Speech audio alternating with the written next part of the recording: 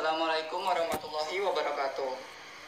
Kami dari kelompok 14 yang beranggotakan Rizaldi Putra Guswara, Ahmad Fajrul Amin, dan Putri Dewi Oktavia Ningsih akan memaparkan hasil kerja kelompok kami tentang menyusun format karya tulis ilmiah.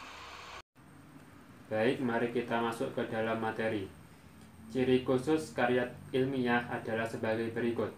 Yang pertama, logis, yaitu segala keterangan yang disajikan dapat diterima akal sehat. Yang kedua, sistematis, yaitu segala yang dikemukakan disusun dalam urutan yang berkesinambungan. Yang ketiga, objektif, yaitu disajikan apa adanya. Yang keempat, tuntas, yaitu semua masalah dikupas secara terperinci dan lengkap. Yang kelima, kebenarannya dapat diuji. Yang keenam, berlaku umum bagi semua populasi. Yang ketujuh, memakai bahasa yang bagus sesuai kaidah bahasa. Selanjutnya adalah menyusun judul dan kerangka KTI. Yang pertama, menentukan tema judul, misalnya dalam bidang pendidikan, teknologi, kesehatan, pertanian, dan lain-lain. Yang kedua, menentukan objek yang akan diteliti. Misalnya dalam tema pertanian, kita memilih kacang hijau sebagai objek. Sebaiknya, dalam memilih objek penelitian, peneliti objek yang disukai agar semangat dalam mengerjakannya. Yang ketiga, menemukan apa yang akan diteliti dari objek yang dipilih, misalnya pengaruhnya, kualitasnya, manfaatnya, dan lain-lain. Yang keempat adalah mencari bagian mana dari objek yang akan diteliti, misalnya daun, batang akar, maupun semua bagian tumbuhan itu. Yang kelima adalah menentukan media yang dijadikan sehingga kita dapat menghubungkan apa yang diteliti dengan bagian yang diteliti, seperti cahaya matahari, air, pembangunan nasional, dan lain-lain. Yang keenam, membuat kalimat yang tepat dalam menggabungkan tema, objek, sesuatu yang diteliti, bagian yang diteliti, dan medianya. Selanjutnya, contoh cara menggabungkan judul sehingga menjadi kalimat yang bagus. Misalkan tema pertanian, objeknya kacang hijau, apa yang diteliti, pengaruh, bagian yang diteliti, seluruh bagian tanaman, medianya sinar matahari. Sehingga jika digabungkan menjadi pengaruh cahaya matahari terhadap pertumbuhan tanaman kacang hijau. Selanjutnya adalah langkah-langkah yang dapat dilakukan ketika akan menyusun kerangka karya tulis, yaitu yang pertama, menentukan tema atau topik karya tulis. Yang kedua, membatasi topik karya tulis. Yang ketiga, menentukan masalah dan tujuan penelitian. Yang keempat, mendaftar gagasan atau hal-hal yang akan dikembangkan dalam karya tulis berdasarkan tema atau topik yang harus dipilih. Yang kelima adalah menyusun kerangka karya tulis. Selanjutnya adalah untuk lebih lengkapnya berikut sistematika penulisan karya tulis. Pada bagian pembuka terdapat cover, halaman judul, halaman pengesahan, abstraksi, kata pengantar, daftar isi, dan ringkasan isi. Bagian isi. Yang pertama, pendahuluan. Terdapat latar belakang masalah, perumusan masalah, pembahasan atau pembatasan masalah, tujuan penelitian, serta manfaat penelitian. Yang kedua, kajian teori atau tinjauan kepustakaan. Terdapat pembahasan teori, kerangka pemikir dan argumentasi keilmuan, pengajuan hipotesis. Yang ketiga, metodologi penelitian. Terdapat waktu dan tempat penelitian, metode dan rancangan penelitian, populasi dan sampel instrumen penelitian, pengumpulan data dan analisis data. Yang ketiga, hasil penelitian.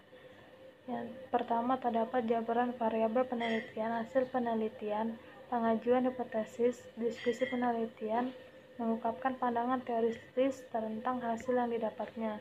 Terdapat juga bagian penunjang serta daftar pustaka. Abstrak merupakan sebuah intisari ringkasan mengenai karya tulis ilmiah, seperti skripsi, tesis, disertasi atau laporan atau jurnal hasil penelitian. Karya tulis ini merupakan salah satu yang menonjol pada sebuah karya tulis ilmiah. Penyajiannya diletakkan pada bagian pertama sebuah karya tulis. Berikut adalah langkah-langkah penyusunan abstrak. Yang pertama, latar belakang. Kaidah yang harus dipenuhi saat membuat abstrak adalah dengan memasukkan latar belakang dari permasalahan serta latar belakang yang dihadapi oleh peneliti. Adanya latar belakang membantu mencari solusi untuk menyelesaikan permasalahan penelitian yang dilakukan. Yang kedua, hasil penelitian. Menjabarkan hasil penelitian yang dilakukan menjadi kaidah yang harus dijabarkan terkait dengan peneliti yang dilakukan. Jelaskan secara umum saja. Yang ketiga, kesimpulan. Kesimpulan menjadi penutup dalam kaidah cara membuat abstrak yang baik. Dengan melampirkan kesimpulan dapat diketahui bahwa penelitian yang telah dilakukan apakah dapat menyelesaikan permasalahan yang dihadapi. Baik, selanjutnya mengenai langkah-langkah menyusun abstrak. Yang nomor 4 adalah memberikan kata kunci di akhir paragraf. Kata kunci pada penelitian berguna untuk memudahkan pencarian secara online. Kata kunci dapat dipilih dari kata-kata yang ada pada judul penelitian. Selanjutnya, mari kita menganalisis abstrak. Kami mengambil sebuah karya mengenai meningkatkan efisiensi bank sampah dengan aplikasi mobile dengan karya dari Feby Regina Milano, Novenia Meglim, Haikal dari ITB. Dari teks tersebut langsung saja latar belakangnya yaitu pada kalimat yang kami beri tanda merah, yaitu Indonesia kini sedang dilanda masalah darurat sampah. Untuk mengenai hasil penelitian, kami beri tanda dengan warna biru, yaitu dari 73 juta ton sampah tersebut paling banyak dihasilkan dari rumah tangga, yakni sebesar 48%, diikuti oleh pasar tradisional dengan 24%, kawasan komersial dengan 9%, dan sisanya dari fasilitas publik, sekolah, kantor, jalan, dan lain-lain. Selanjutnya mengenai kesimpulan, kami memberi tanda berwarna oranye, yaitu aplikasi bank sampah pada smartphone dibuat untuk memudahkan pengguna dalam mengelola sampah miliknya dengan berbagai fitur yang disediakan. Selanjutnya untuk kata kunci kami memberi tanda berwarna ungu, yaitu ada sampah, bank sampah, aplikasi, dan efektif. Selanjutnya mengenai menganalisis dan mendeskripsikan data KTI dengan baik. Untuk yang pertama ada teknik analisis data kualitatif. Pada penggunaan teknik analisis kualitatif ini lumrahnya membahas secara konseptual terhadap suatu permasalahan dan tidak terganggu dengan data-data angka. Beberapa jenis teknik analisis data kualitatif yakni analisis konten, analisis naratif, dan analisis wacana. Selanjutnya yang kedua adalah teknik analisis data kuantitatif. Merupakan kegiatan analisis data yang mengolah data-data numerik seperti penggunaan data statistik, data hasil survei, responden, dan lain sebagainya. Untuk selanjutnya mari kita menerapkan teknik analisis data kualitatif, yaitu pada paragraf tersebut yaitu tidak menggunakan data-data yang numerik. Selanjutnya untuk analisis data kuantitatif, pada paragraf tersebut yaitu terdapat banyak sekali data-data yang memuat angka. Nah, ini yang disebut dengan data kuantitatif.